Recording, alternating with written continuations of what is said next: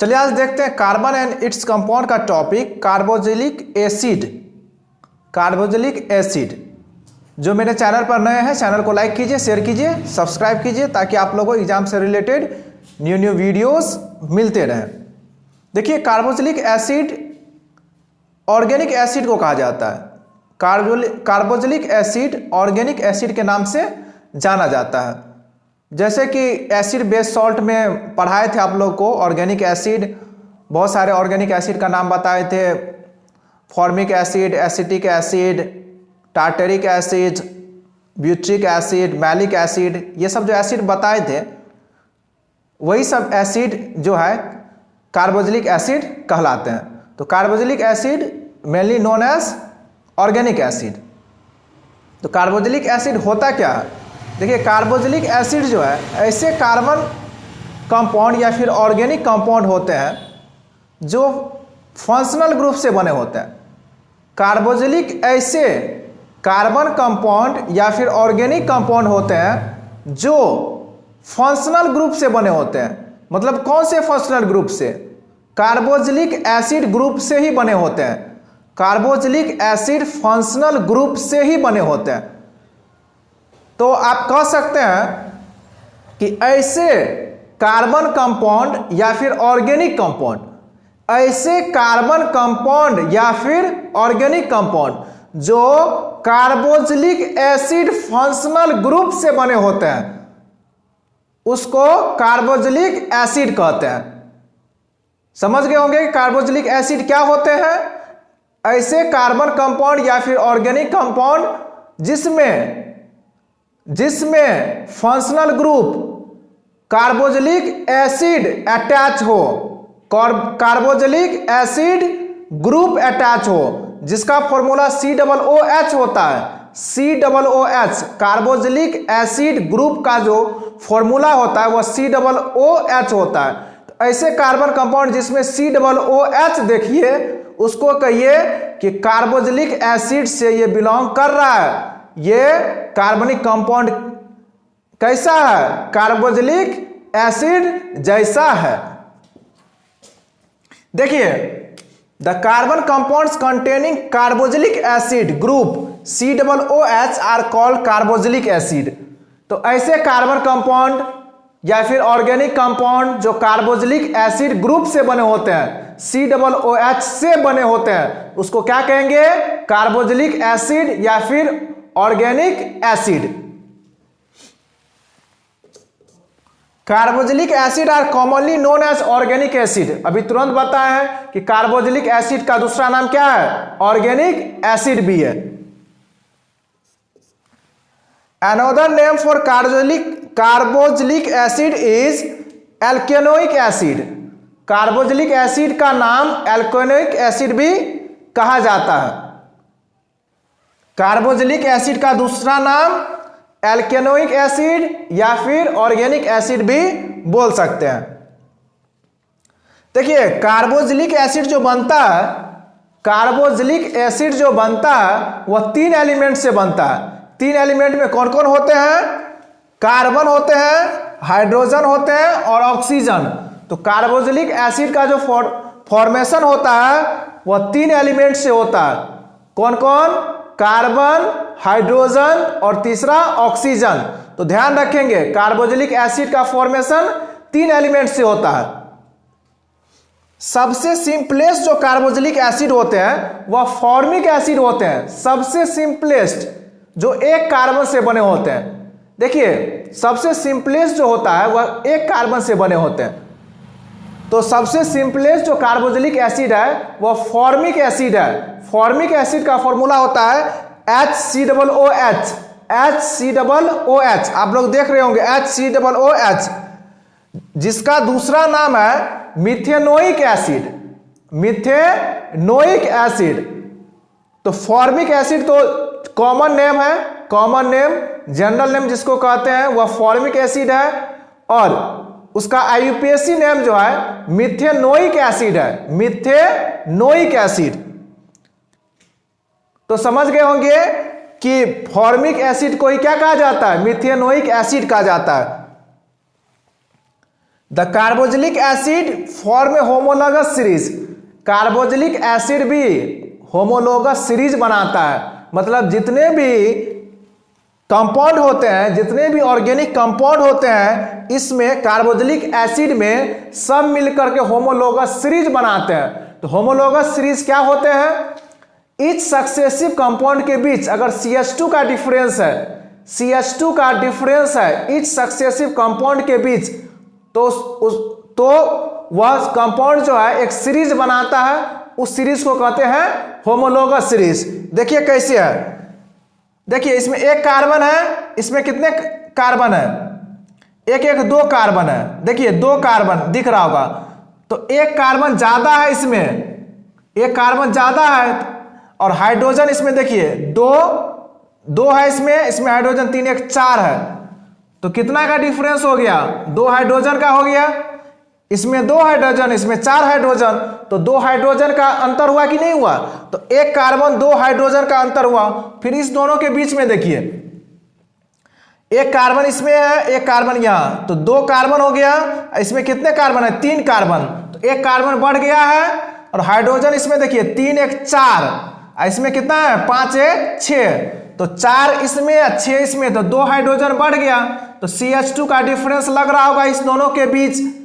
अब देखिए इसमें 2 कार्बन और 3 कार्बन, और इसमें देखिए 3 1 4 कार्बन, तो ऊपर वाले में 3 कार्बन, नीचे वाले में 4 कार्बन, तो एक कार्बन बढ़ गया है। और हाइड्रोजन इसमें देखिए 5 1 6, और इसमें हाइड्रोजन है 7 1 8, तो 6 इसमें 8 है, तो कितना हाइड्रोजन बढ़ा हुआ है? 2 हाइड्रोजन बढ़ा हुआ है। तो देखिए इच कंपाउंड के बीच CH2 का अंतर है, तो ये एक सीरीज बना लिया है, और उस सीरीज को क्या कहते हैं? होमोलॉगस सीरीज कहते हैं। देखिए, और इस जितने भी कंपाउंड है, इस ग्रुप में जितने भी कंपाउंड है, सबका केमिकल प्रॉपर्टीज एक दूसरे के सिमिलर होगा।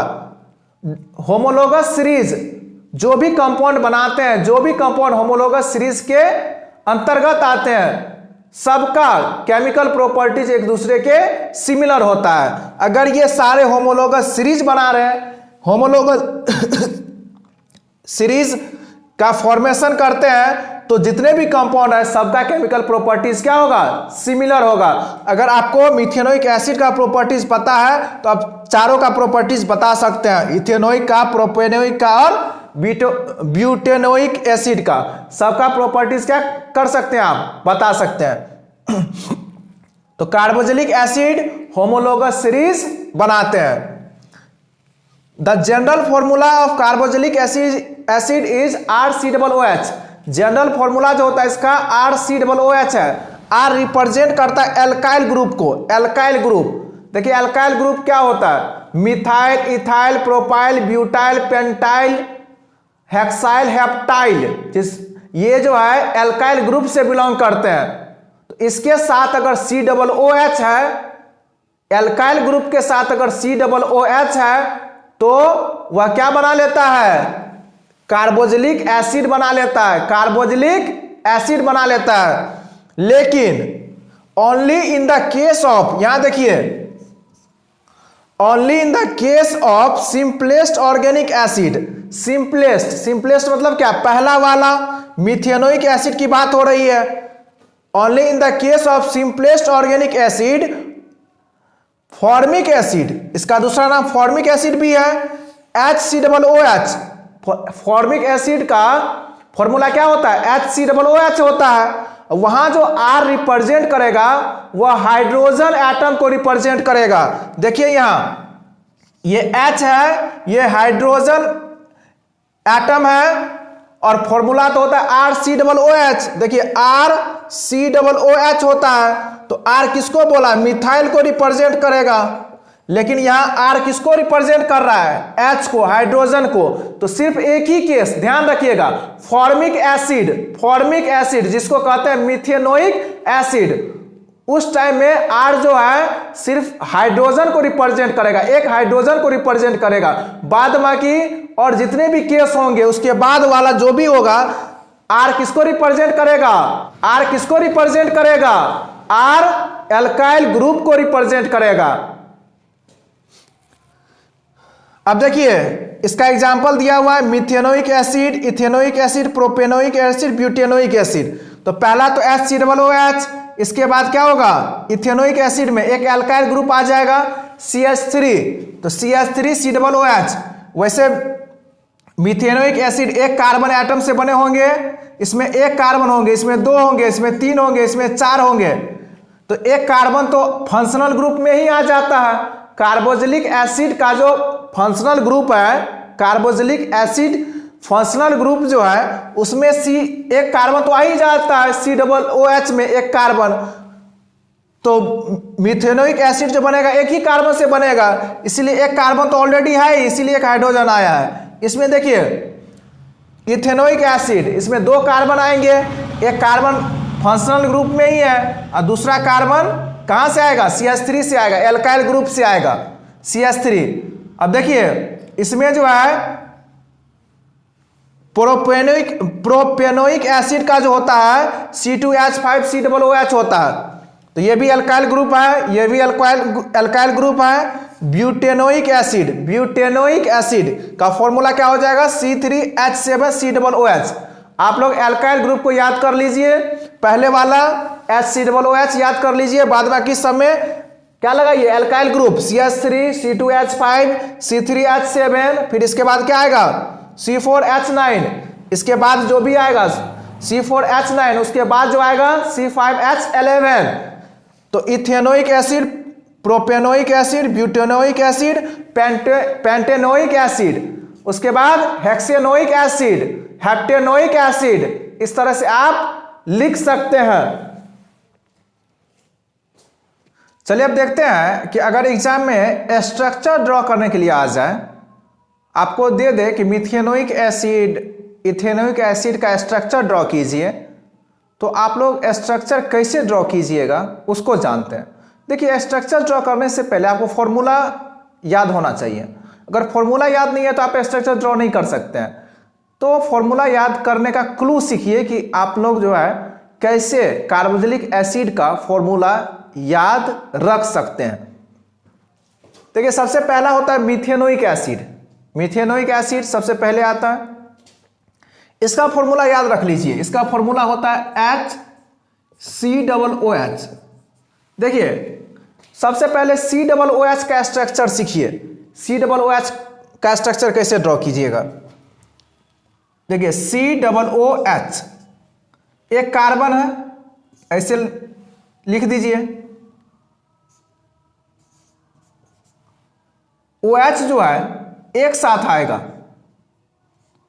और इस तरह से कार्बोक्सिलिक एसिड फंक्शनल ग्रुप का जो स्ट्रक्चर होता है COOH वह इस तरह से होता है। एक कार्बन है, एक कार्बन और दो ऑक्सीजन है, देख रहे हैं दो ऑक्सीजन है, तो एक अल्कोहल ग्रुप है OH। कार्बोक्सिलिक एसिड में जो है एक अल्कोहल ग्रुप आ जाते हैं OH, तो OH को यहां लगाएंगे और ऑक्सीजन को ऊपर सेट करेंगे। ऑक्सीजन हमेशा डबल बॉन्ड से, अल्कोहल हमेशा सिंगल बॉन्ड से। तो इस तरह से आप COOH को दिखा सकते हैं। तो देखिए चलिए स्ट्रक्चर ड्रॉ करते हैं। HCOOH एक कार्बन है, पहले तो OH निकाल दीजिए साइड से, साइड में OH है, OH निकाल दीजिए सिंगल बॉन्ड से, ऊपर में डबल बॉन्ड के साथ ऑक्सीजन और एक हाइड्रोजन इधर, देखिए इधर इधर लगाइए। तो यही हो गया स्ट्रक्चर किसका, मिथेनोइक एसिड का। कार्बन हमेशा चार बॉन्ड से घिरे होते हैं, तो कार्बन देखिए चार बॉन्ड से घिरे हुए हैं, 2 3 4। इथेनोइक एसिड का फॉर्मूला जानना होगा, तभी हम लोग क्या कर सकते हैं, स्ट्रक्चर ड्रॉ कर सकते हैं। तो एल्काइल ग्रुप को ध्यान रखिए CH3। मिथाइल का फॉर्मूला होता है CH3। मिथाइल से इथेनोइक एसिड का फॉर्मेशन होता है। मिथाइल एल्काइल ग्रुप से इथेनोइक एसिड का फॉर्मेशन होता है। तो देखिए CH3 ये मिथाइल का होता है, मिथाइल का, और क्या लगा दीजिएगा, COOH लगा दीजिए। तो CH3 इस तरह से, ये कार्बन तो सेट हो गया 3 हाइड्रोजन के साथ।